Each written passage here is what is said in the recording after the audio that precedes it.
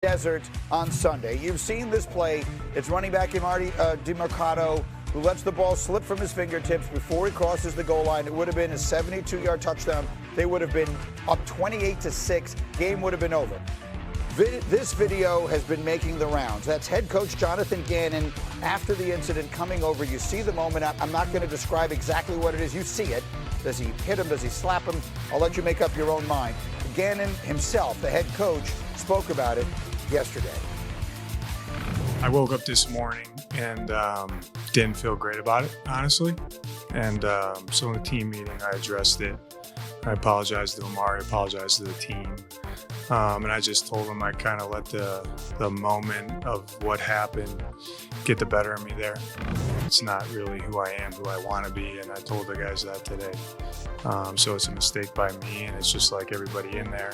Everybody made some type of mistake yesterday, which is, culminates to why we didn't win the game, and we can't let it happen moving forward. All right, so this is an excellent example of a time where I defer to the expertise of the people who played it. There are etiquettes, there are codes, and all that kind of stuff. And 90% of the people watching this show right now did not play football at a high level to understand this. So tell me, when you see that video, what goes through your mind? He was dead wrong, and he knows it. The coach 100% dead wrong. Take aside the fumble, all the dead wrong. You don't put your hands on another man. You can be upset, you can be frustrated, you can say what you got to say to him. You don't put your hands on him.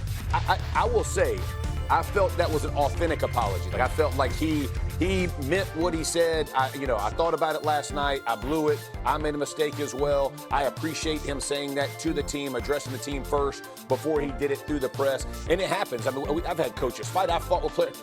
I get it, right? Like, it's an intense game on the sideline. But you don't ever put your hands on somebody on the sideline. He knows it. He apologized for it, but he was dead wrong.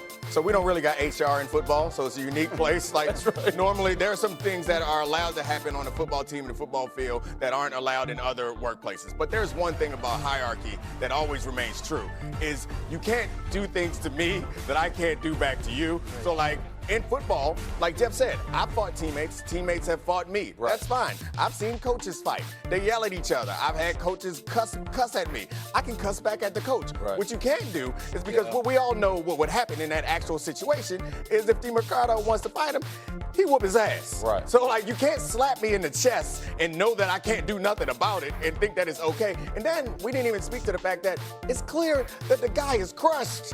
Right. He's right there with a teammate who seems like he's trying to lift him up. The one thing in that moment, I think that's also about being a leader, is you have to know what the moment calls for. Like, you're doing what makes you feel better, and that's what's best for that situation. That guy needs to be lifted up right there, not slapped down. Absolutely, and I think that just goes to speak of the frustration that's going on in Arizona right now. I was on the team with John Gannon, where he was our quality control coach when I was in Tennessee. So when you talk about that apology being sincere, I 100% believe that, from being around the man for multiple years, the person beyond just a football coach. And I think you guys said it all that needed to be said about the incident itself. There's no point on the football field where a coach should put his hands on a player. That's for any level of the sport. And to be honest, as you watch that, you're almost lucky that there weren't players around that witnessed that wanted to then put their hands on John Gannon to defend a young guy who made a mistake in the game. Can I use this just really quick as a point? Because what you just said, if you remember when Stevenson fumbled early in the Patriots and Bills game, and Vrabel comes over to him, and he's had fumble issues, right? Yeah. Like, it has been bad, and it's been ugly. Talking about losing your job type deal. And he walks over and goes, "It's a long game. We're going to need you. Yes. You're going to come back from this." And he does, right? Scored 2 touchdowns. Exactly. Yeah. But it's because I thought your point was fantastic, in that at certain moments we do what feels good to us as opposed to what's better for our team and for our moments. That's where the miss was by Gannon. Yeah, agreed 100%. We saw it the week before when Braylon Allen fumbled for the Jets, and Aaron Glenn goes over to him, comes up, first guy to talk to him. And you could tell the message was, we're staying with you. Like, we believe in you. And obviously that's what Demercado needed. I mean, look, that incomprehensibly bad loss for Arizona. But at that time, they were still winning. But it was a mental mistake from her. It wasn't a physical mistake. That's the thing. That's because the, I know people watching are going to be yelling this at the TV. The Ramondre Stevenson fumble, the Braylon Allen fumble, they weren't the same thing. Right. Those were plays in which they got the ball knocked out. And that Nevertheless. happens in football. This is one where he dropped it. It was boneheaded. It was boneheaded. Understood. The effect is the same. The point remains. The player goes to the sideline.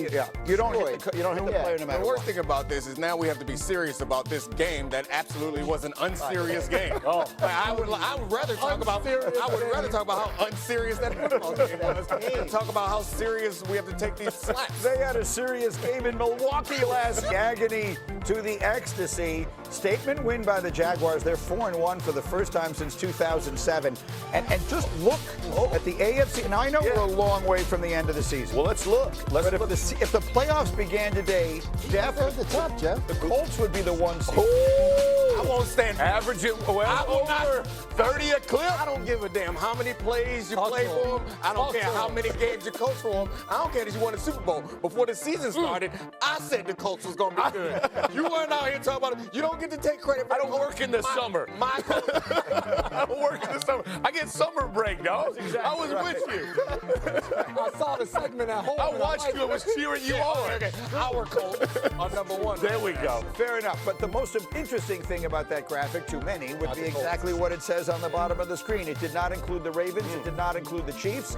Those two, along with Buffalo, were everybody's favorites to come out of there. So let's start with the Chiefs. If I'm putting together a panic meter where like 10 is the Jets and 1 is whoever is the best team in the NFL, where is the panic meter for the Chiefs right now? Yeah, I still think it's below 5 panic meter for the Chiefs. Like, their division is still very much winnable. The Broncos are a really good team. Broncos are good. I think what is encouraging is the Chiefs that we know offensively, they appear to be back. The turnover in the red zone was a problem. That's not a normal Patrick Mahomes situation. They had back-to-back weeks. They had explosive plays. Last week, you're like, well, the Ravens are super injured. The Ravens just are bad on defense. The Jags are not bad on defense. They play well offensively. So I'm not panicking if I'm the Chiefs. They always find a way to adapt. I fully agree, and I think a lot of last night was fluky too. Like, I mean, the Butker kicking it out of bounds to put him on the 40. I mean, there's just a lot of things that went on. But to your point, I didn't feel as comfortable 2 weeks ago with the Chiefs' offense as I did. Like, I thought that's a good group. They moved the ball. They ran the ball effectively. They had explosive plays. Like, they did everything that you thought. Spags will get that defense right. They'll figure this thing out. That's still a very good football team. Only one more game till they get Rashee Rice back, which will elevate their offense even further. You saw them working the rookie running back in a little bit last night. He's on the come. So, and the protection has been better, obviously better. Absolutely. So, yeah, I think the Chiefs will be fine. Denver, it could be an issue, but the Chargers are starting to fall apart already with their injuries. So, yeah, I'm not as worried about the Chiefs. I'm with you, but that one more game for Kansas City is Detroit. So that's going to be very tough to win. So you lose that.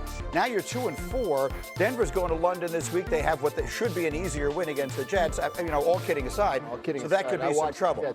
The other one is, Dan is still scarred watching the Jets last week. Think how I feel. But anyway, how about the Ravens? Like, ESPN Bet still has the Ravens as the favorite to win the AFC North.